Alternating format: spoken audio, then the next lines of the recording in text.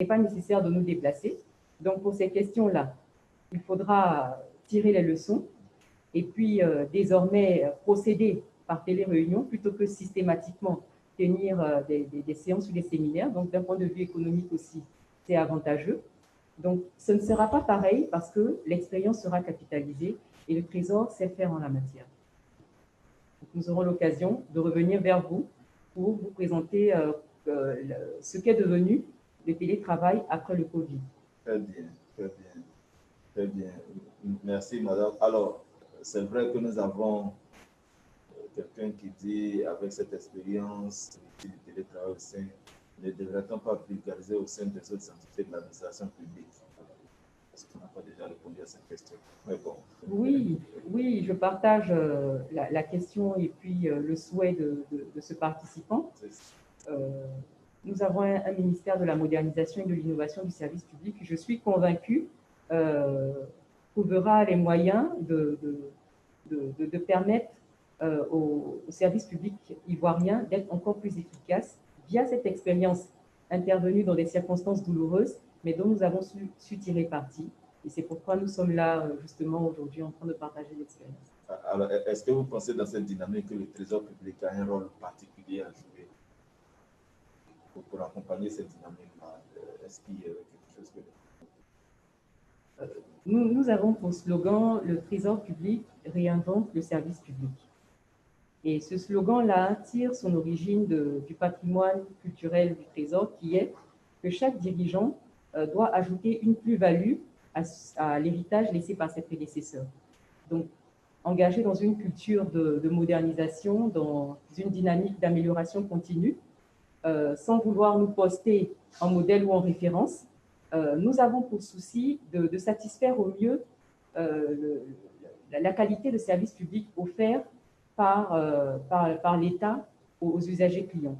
Ce n'est pas parce que nous sommes l'État que nous devons offrir une qualité de service public piètre et dire à l'agent à l'usager qui n'a pas le choix, il ne peut pas aller ailleurs. Non, nous fonctionnons un peu dans la logique du privé parce que, surtout avec l'actuel directeur général, M. Assaouri Kolonjak, il se dit que ce qui marche bien dans les entreprises privées, le modèle managérial, qui fonctionne parfaitement dans le modèle privé, il n'y a aucune raison que ces choses ne puissent être produites dans le secteur public, puisque ce sont les mêmes agences, ce sont les mêmes personnes. Donc, des expériences positives et qui apportent de la valeur ajoutée à notre travail, nous les mettons en œuvre et c'est ce qui caractérise ou rend spécifique le management au Trésor public.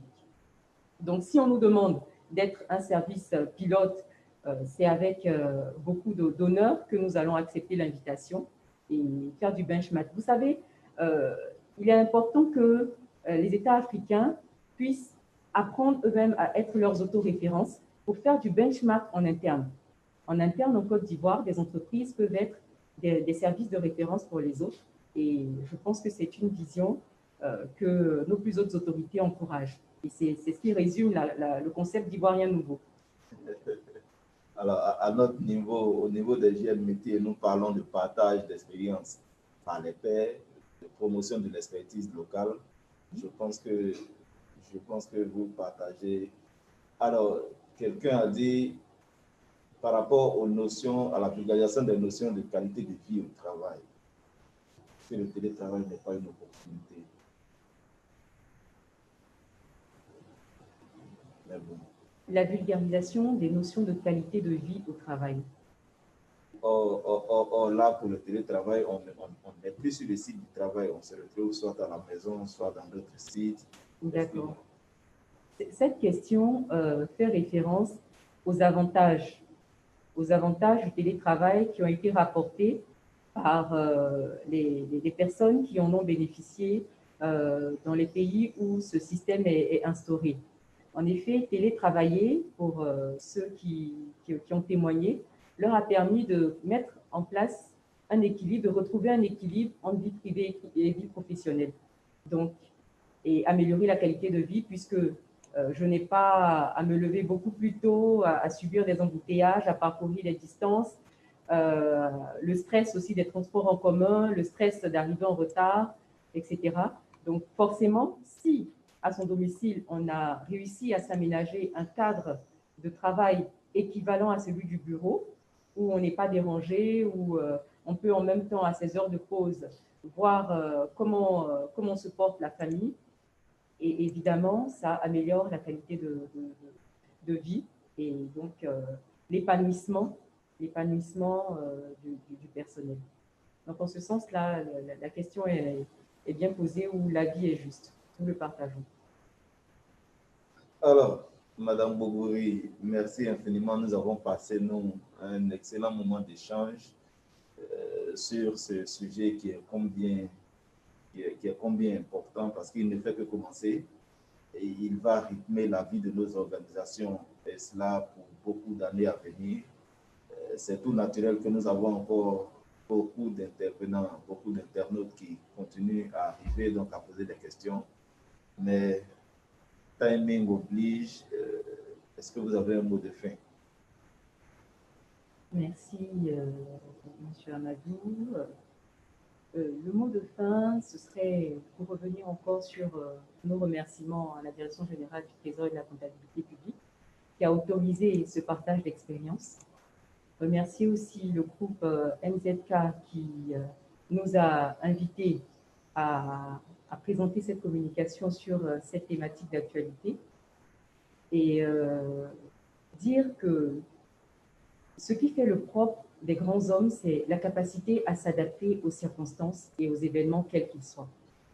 Et au Trésor public, c'est cette éducation que les différents managers nous ont inculquée et veulent faire passer à leur personnel. Quelles que soient les difficultés, il faut trouver les moyens d'avancer. Donc le télétravail nous a été proposé comme une opportunité ou une situation imposée, mais au Trésor public, nous l'avons saisi comme une opportunité de renforcer notre management et de gérer nos ressources humaines selon l'évolution dans ce domaine. Donc, j'aimerais encourager toutes les autres entreprises publiques. La méthode que nous avons partagée n'est pas compliquée, elle n'est pas fort coûteuse. On peut faire avec les moyens dont on dispose, mais il faut avoir la volonté, il faut être persuadé que cette méthode apporte des résultats et nous le vivons. Et c'est pour cela que nous avons aujourd'hui accepté de partager cette expérience. Donc, le télétravail est là pour toutes les entreprises, publiques ou privées. Profitons de cette aubaine pour moderniser notre méthode de fonctionnement. Je vous remercie. Merci infiniment, Madame, pour cet excellent retour d'expérience. Quant à nous, nous donnons rendez-vous donc à tous nos internautes pour ce vendredi 22 mai 2020 sur cette même plateforme donc de continuité des hygiènes métiers pour les hygiènes métiers neufs sur le thème COVID-19, opportunité de promotion du label Made in Côte d'Ivoire. Alors, cette session